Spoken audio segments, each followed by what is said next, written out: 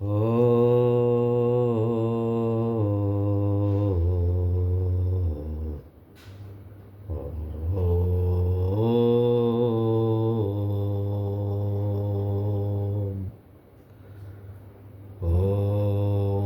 अग्निनारयमस्नत्वा पोषमेव दिवे दिवे यशसं वीरवत्तमम्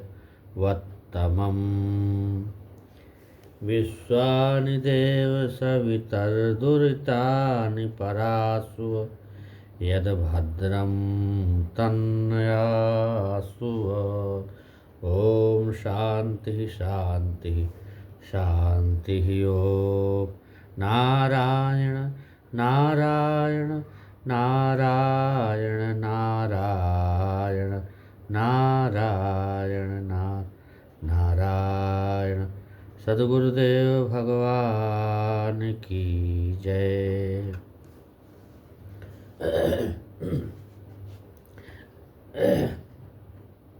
आज हम बहुत गंभीर विषय को ले रहे हैं, बहुत ही गंभीर विषय पर चर्चा करेंगे। बहुत सारे हमारे पास प्रश्न भी आते हैं, और उन प्रश्नों का जवाब भगवत कृपा से, गुरु कृपा से समय समय से मैं दे रहा हूँ, प्रयास कर रहा हूँ। पर आज जो है बहुत गंभीर चर्चा करने का मन बना है कि इसमें सबके प्रश्नों का उत्तर भी आएगा, और हमारे अंदर से कुछ ऐसी प्रेरणा है कि इस गंभीर चर्चा को हम, इस प्रकरण को ले रहे हैं। आज कुछ भगवान का आदेश भी है। चर्चा ये कि हमारा भारतवर्ष ये देवभूमि रहा है। भारतवर्ष देवभूमि, पूरा भारतवर्ष रहा है। यहाँ पर गंगा, यमुना माने अनेकों धार्मिक नदियाँ हैं, पहाड़ हैं, नेचुरल प्रकृति है भारतवर्ष में। यहाँ राजाओं महाराजाओं का ये देश था पहले, और इसी भारत भूमि में वेद विद्या प्रकट हुई, शास्त्र, छह दर्शन हैं, शास्त्र हैं, श्रुति हैं, स्मृति हैं, पुराण हैं, और कपिल कणाद से लेकर के जैमिनी, पतंजलि, शंकराचार्य, रामानुजाचार्य, निम्बारकाचार्य, माधवाचार्य, विवेकानंद स्वामी जी, दयानंद, रजनीश, कितने महापुरुषों का नाम हम गिनाएं। 64 विद्या हमारे भारत में थी। 16 कलाओं के यहाँ महापुरुष अवतार भी थे। 16 कला, 12 कला। यहाँ का प्राकृतिक रूप, एक से एक राजवाड़े आजकल पड़े कि देखो, राजस्थान में देखो, दक्षिण भारत का देखो, तो ऐसे ऐसे विशाल राजाओं ने यहाँ प्राकृतिक रूप से संपदा हमारे देश में थी। पर इतनी बड़ी आध्यात्मिक विद्या, इतने बड़े वेद शास्त्र, जो कि सारी चीज़ों का, कृत्रिम चीज़ों का, आधुनिक चीज़ों का ज्ञान हमारे वेद शास्त्र में निहित था। पर हमारा भारत क्यों नहीं आगे बढ़ पाया? क्या यहाँ का कमज़ोर था? क्योंकि आध्यात्मिक शक्ति, आध्यात्मिक ऊर्जा, आध्यात्मिक एनर्जी, आध्यात्मिक हमारे भारत में ज्ञान था, विज्ञान था, सब कुछ था। हमारे ऋषियों में वो शक्ति थी कि वो पानी पर चल लेते थे, आकाश के शब्दों को पकड़ते थे, दूर की देखते थे, त्रिकालदर्शी थे हमारे ऋषि महात्मा।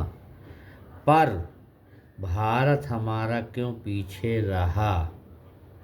कारण यहाँ पर यह है कि इतना ज्ञान विज्ञान से मजबूत हमारा भारत देश, एक मैकाले, एक मैक्स मूलर, एक अरस्तु, एक तमाम इस प्रकार के पढ़ पढ़ के हमारे देश से, अपने भारत से गए, विदेशी पढ़ पढ़ के वैज्ञानिक बने और एक से एक चीज़ों का आविष्कार वहाँ उन्होंने किया। तो हमें ऐसा लगता है कि हमारे यहाँ भी ऋषि थे, वो जानते थे भविष्य की बात, भूत की बात, वर्तमान की बात, तीनों समय की बात भी वो जानते थे, लेकिन उनके पास संसाधन नहीं थे, उनके पास ज्ञान विज्ञान की कला थी, पर वो किए क्यों नहीं? प्रश्न उठता है कि वो किए क्यों नहीं? यहाँ का भारत को उन्होंने इतना ऊंचाई पर क्यों नहीं ले गए? जिस भारत में इतने शास्त्र हों, इतना अच्छा ज्ञान विज्ञान हो, और तो भी भारत इतने कमज़ोर की स्थिति में गिना जाए। तो यहाँ पर कुछ विचार करने पर ये पता लगता है कि हमारे यहाँ का जो संविधान था वो दूसरे देशों का संविधान में राज्य था, संविधान में मिलावट हुई, हमारे यहाँ हर चीज़ में मिलावट करके इस भारत को कमज़ोर किया गया। हमारे यहाँ शास्त्रों को भी लूटा गया, हमारे यहाँ जो मुख्य मुख्य शास्त्र जो ज्ञान की धारा में थे उनका लोप किया गया, और नए नए ग्रंथ, नए नए शास्त्र, हमारे कल्पित शास्त्र, इतिहास, पुराण, सारी चीज़ों में विकृति डाला गया, विक्षिप्त किया गया। अब उसके आधार पर एक नवीनीकरण करके, अब हम तो पहले आध्यात्मिक विद्या थी, आज नवीन अध्यात्म कहा जाएगा। ऐसी ऐसी चीज़ें नई नई बना के और उसमें मढ़ रहे हैं विद्वान लोग। इसमें सब संत महात्माओं को, ब्राह्मणों को ध्यान देना चाहिए कि हमारे आध्यात्मिक धरोहर पर कोई कुठाराघात न कर सके, किसी की दाल न गल सके। और महापुरुष जो रहे वो क्या करते रहे कि अब के जो शंकराचार्य के बाद की जो परंपरा चली, वहाँ से शाखाएं निकलने लगी। रामानंदाचार्य, रामानुजाचार्य, माधवाचार्य, वल्लभाचार्य, आर्य समाज, जैन, बुद्ध, चारवाक, सारी वहाँ से कुरीतियाँ यहाँ से प्रकट होने लगी, अपना अपना बनाने लगे। अब फंस गई बात यहाँ कि सब अपना अपना संप्रदाय और अपना अपना विवेक, अपना अपना ज्ञान, स्वयं का शास्त्र बनाने लगे, और जो मूल शास्त्र से वहाँ से हम हट गए, मूल शास्त्रों से प्रयोजन खत्म हो गया। अपना विवेक और अपने मन का शास्त्र बना के हमने शुरू कर दिया मनमौजी रूप से, और स्वार्थ की भावना बन गई। अपना अपना आश्रम बनाने लगे, अपना अपना पैसे का स्रोत बनाने लगे आश्रमों में। हमारे साधु महात्माओं में, मंदिरों में, मठों में इतनी संपत्ति भरी हुई है। पद्मनाभ मंदिर में देख लो, वेंकटेश मंदिर में देख लो, इतनी संपत्तियां, भारत की 50-60% संपत्ति आज मठ मंदिरों में भरी पड़ी। 30-40% संपत्ति में भारत चल रहा। इनका सबका वो होना चाहिए समाज के लिए। अगर ये सारा का सारा धन शास्त्र और समाज में इसका विनियोग हो जाए तो आज भारत फिर अपनी पुरानी स्थिति व्यवस्था में फिर लौट सकता है, बैक टू होम, फिर पुरानी पद्धति। क्योंकि प्रारंभ काल में, सृष्टि के प्रारंभ में हमारे यहाँ वेद थे, वेद, फिर वेदों से दर्शन, एक एक दर्शन है, 6 दर्शन, एक एक दर्शन के ऋषि थे जो त्रिकालदर्शी थे। एक एक पॉइंट पर बहुत गहरा ज्ञान था उनका, एक एक पॉइंट, एक एक सूत्र थे, एक एक ऋचा वेद की ऐसी ऐसी ही कि उनमें तो अगर 1-2 साल रिसर्च शोध किया जाए तो पूरा नहीं होगा। एक एक शब्द हमारे आध्यात्म में ऐसे वजन थे, ऐसी ऊर्जा भरी थी, ऐसी एनर्जी भरी थी कि उन पर शोध नहीं किया जा सकता कि क्या कह के गए हैं वो ऋषि।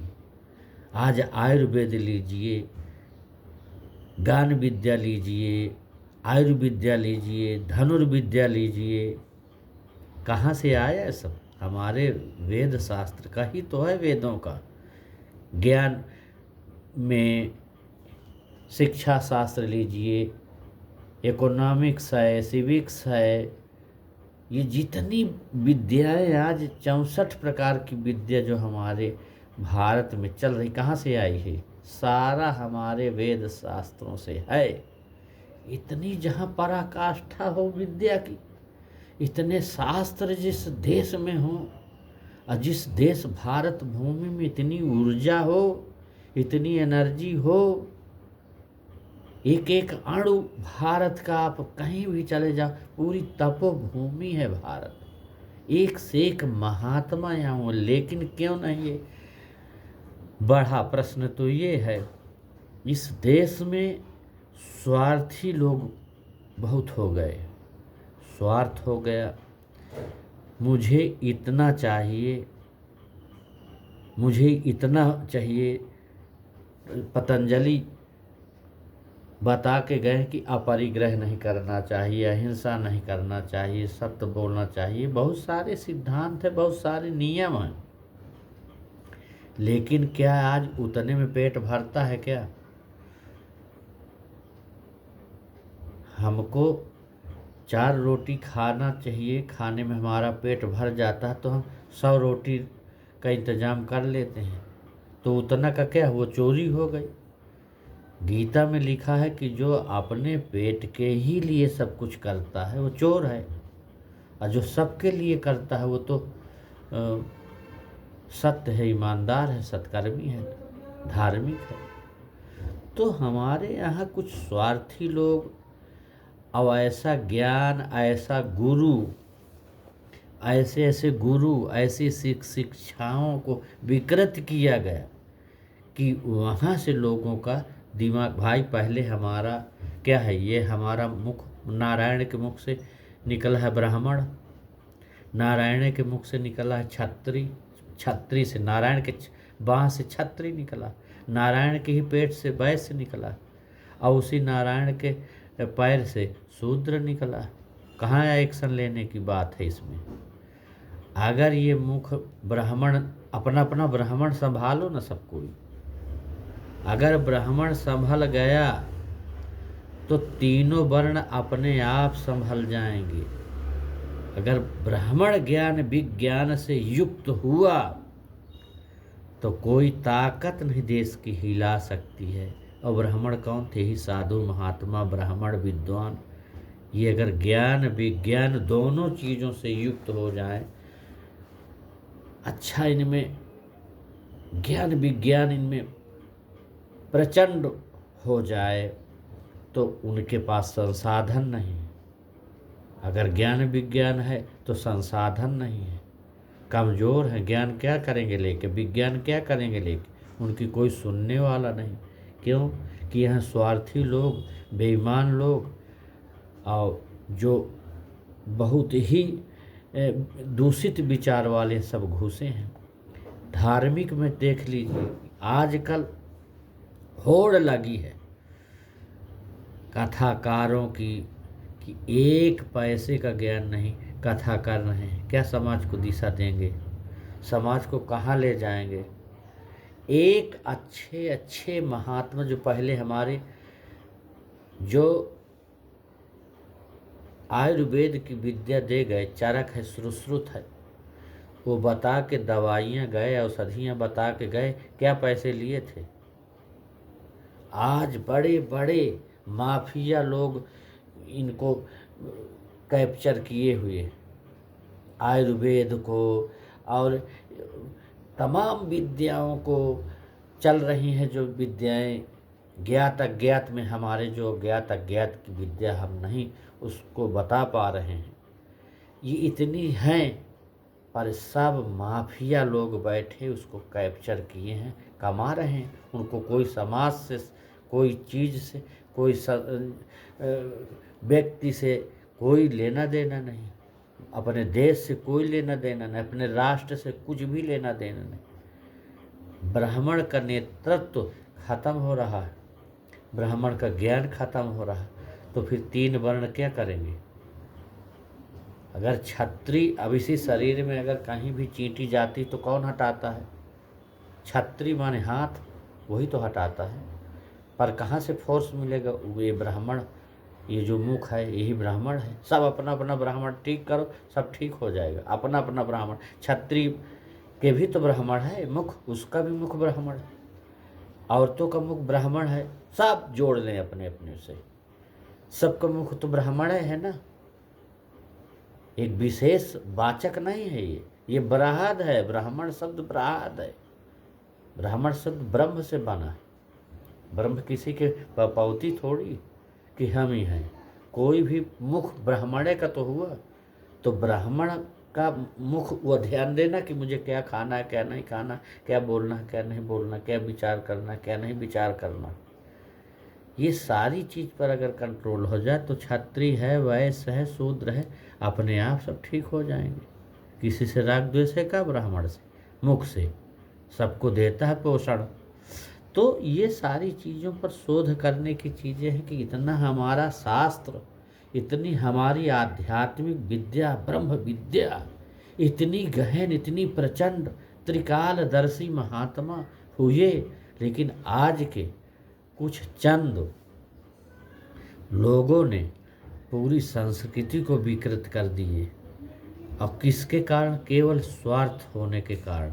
कोई महात्मा आज महात्मा न रह गया, कोई महापुरुष आज महापुरुष ने, सब पैसे में बिके, प्रवचन करेंगे पैसे में, कोई मिल नहीं सकता। पहले के ऋषि महात्मा थे, जंगल में रहते थे, मनुष्य की बात छोड़ो, पशु पक्षी मिलते थे उनसे, पशु जीव जंतु मिलते थे उनसे, प्यार करते थे, आते थे आश्रमों में, कभी कुछ नहीं होता। सांप बिच्छू, गाय बकरा, भैंस, शेर, चीता सब उनके आजू बाजू रहते थे महापुरुषों के। वो चाहते तो भारत की दशा दिशा को 1 सेकंड में बदल सकते थे, लेकिन उनसे कुछ सीखने वाला, उनसे कोई लेने वाला, उस मार्ग पर अहंकार के कारण कोई करने वाला नहीं था, उसका अनुगामी नहीं था, उसका अनुकरणीय नहीं था। तो कहाँ से प्राप्त होगी। वो अपना कल्याण करके चले गए, दुनिया जाए जहाँ जाना, वो अपना कल्याण के चले गए, लेकिन उनके ही कारण आज ये देश सुरक्षित है। उन्हीं के अणु परमाणु, उन्हीं की विद्या आज घूम रही है हमारे भारत में। देवभूमि आज भी अभी प्रत्यक्ष में प्रमाण मिलते हैं, उत्तराखंड में चले जाओ, आज भी वो देवभूमि प्रमाण मिलते हैं कि 10 दिन भोजन न मिले तो कुछ नहीं हो सकता। वहाँ इतनी ऊर्जा से भरा है वो क्षेत्र, लेकिन आज सब दूषित हुआ जा रहा है, क्योंकि यहाँ कम से कम इस समय 70-80% आधुनिक विद्या घुसी है, जो कि कोई शास्त्र से लेना देना नहीं है। मनमानी विद्या कहते हैं आधुनिक विद्या, ये कोई शास्त्रीय विद्या नहीं है। शास्त्र से जुड़ के आधुनिक आविष्कार हो इस विद्या का, तो फिर ये देश को बहुत आगे बढ़ा सकती है।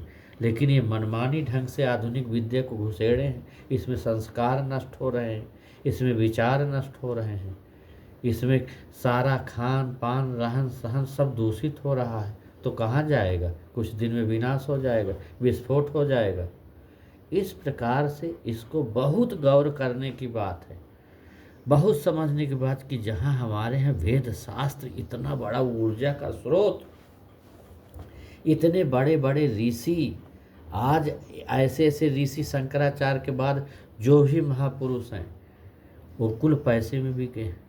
शास्त्रों को पैसे से बेचा जा रहा है, दोहन किया जा रहा है। बड़े बड़े अट्टालिका, बड़े बड़े घर, न रहा तपस्या, न रहा भजन, न रहा उनके पास किसी प्रकार का बल, केवल चोला बनाए और बड़ी बड़ी गाड़ियों में घूम रहे हैं, देश जय भाड़ में। आज क्या हो रहा है? इसी प्रकार से देश चलता रहा तो बहुत बड़ा विस्फोट होने में कोई देर न लगेगी, क्योंकि आज सब कुछ मौन है। साधु महात्मा सब मौन हैं, कोई एकजुट हो नहीं रहा है, तो क्या होगा? धीरे धीरे विस्फोट हो जाएगा, आगे बढ़ेगा ही नहीं। इसलिए इस पर बहुत गहन विचार करने की आवश्यकता कि जो हमारे पास, जो हमारे ऋषि महात्मा प्रकृत जो है उस पर तो गौर करना चाहिए। आज हर महात्मा आश्रम बनाने में लगा। अरे तुम अपना घर छोड़ दिए, दूसरा घर काहे के लिए बना रहे हो? जंगल है, पहाड़ है, जल है, प्राकृतिक जियो ना, और अपनी तपस्या का बल बढ़ाओ, अपने विवेक का बल बढ़े। वो काम भारत के राष्ट्र के उत्थान के लिए प्रयोग हो उसका। और मठ मंदिर बना के, चेला चेली बना के उससे क्या उपयोग करोगे? उससे संसाधन जुटाओगे, उससे संसाधन जुटा के उससे अनेकों प्रकार के उसमें कुकर्म होते हैं, अनेकों प्रकार की भावनाएं दूषित आती हैं ज़्यादा धन में।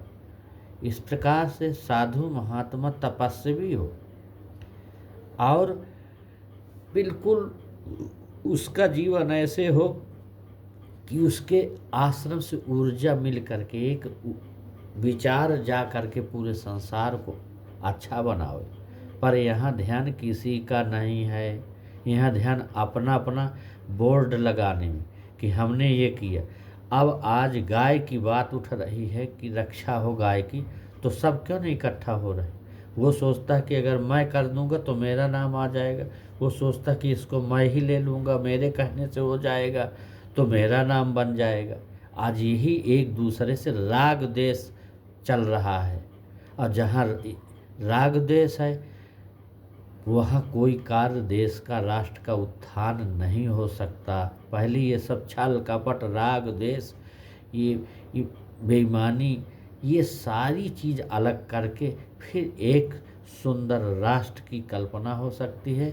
सुंदर एक भारतवर्ष, जो पुरानी आध्यात्मिक शक्ति रही हमारा भारत, वैसा हम बना सकते हैं।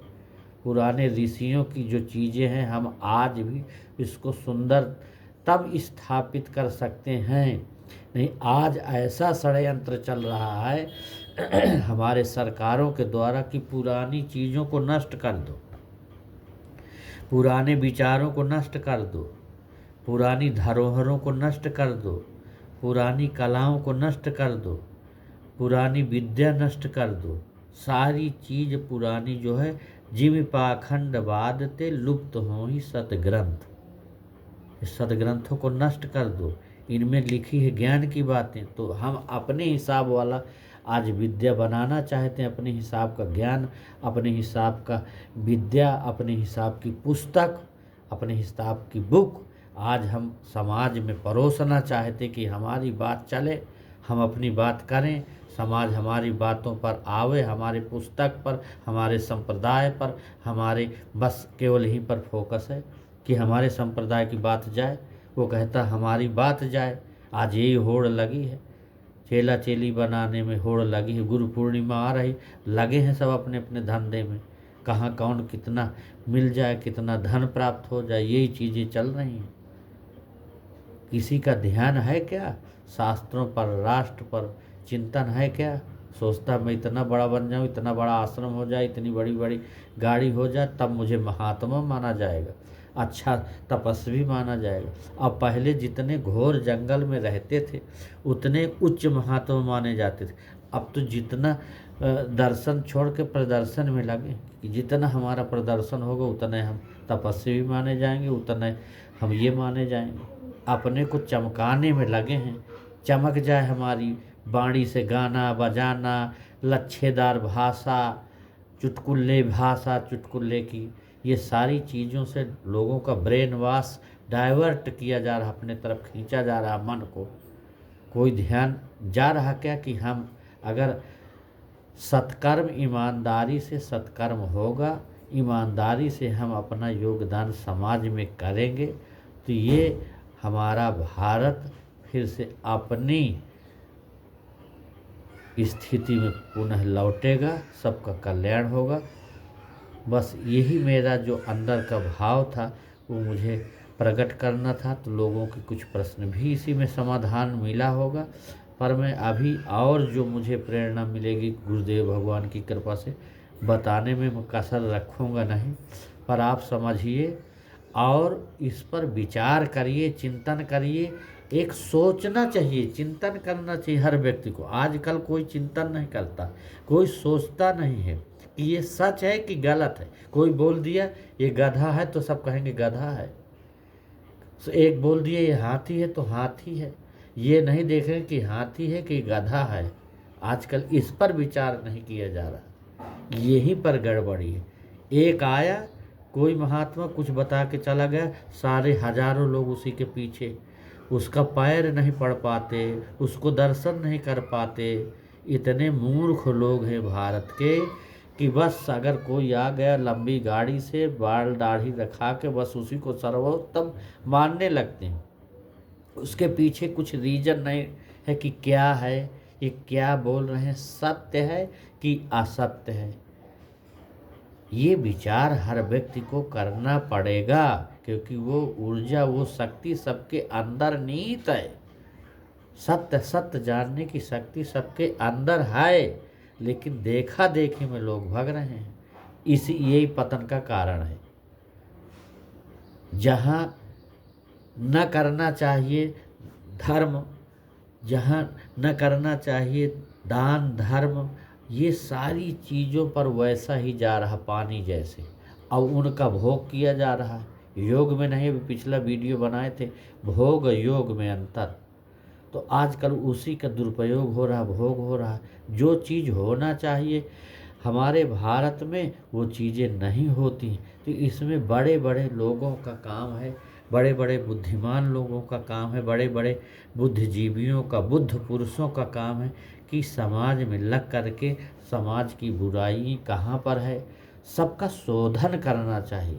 संत महात्मा अपना शोधन करें कि हम संत बनते हैं, ब्राह्मण बनते हैं, जिस जिस में लोग लगे हैं उसका शोधन समाज को करना चाहिए। कुरीतियाँ जहाँ घुसी हैं उनको हटाना चाहिए। व्यक्ति हो चाहे समाज हो चाहे वस्तु हो, उसका शोधन हमें करना चाहिए। हर समाज को अपना अपना शोधन करें कि जो जिसका कार्य है उस कार्य को अच्छी प्रकृष्टता से और बड़ी शुद्धता से और बड़ी पवित्रता के साथ उस कार्य को करना चाहिए। और हमें विचार करना चाहिए, हमें चिंतन करना चाहिए, हमें सत्य असत्य का ज्ञान करना चाहिए। ऐसा नहीं कि कोई कुछ बता गया तुम उसी का वर्ण कर लिए, उसी पर चलने लगे, तुम्हें कुछ नहीं मिलने वाला। चाहे जितनी कोशिश करो तुम्हें वो हाथ में लगने वाला नहीं है। जब तक वो सत्य से चिपका न होगा, सत्य से जुड़ा न होगा, तब तक आपका कल्याण कोई माई का लाल नहीं कर सकता है। इसलिए स्वयं का चिंतन करो, स्वयं का सत्य चीज़ को खोजो, ढूंढो, रिसर्च करो, तब जा कर के ये आपके कष्ट दूर होगा, संसार का कष्ट दूर होगा, आपका कष्ट दूर होगा, बाहरी अभ्यंतर दोनों शुद्धता होगी। इसलिए इसका उपाय चिंतन मनन से करना चाहिए। आज बस यहीं तक बताया, ये सदगुरुदेव भगवान की कृपा से, भगवत कृपा से बस मेरा यहीं तक आज बताने का प्रयास किया। आप लोग समझें, हमसे ज़्यादा आप लोग समझदार होंगे, बुद्धिमान होंगे, पढ़े लिखे होंगे, पर एक जो अपने अंदर का उद्गार था वो मैंने व्यक्त किया। बस यही शब्दों के साथ मैं विराम दूंगा। ओम शांति शांति शांति। ओम।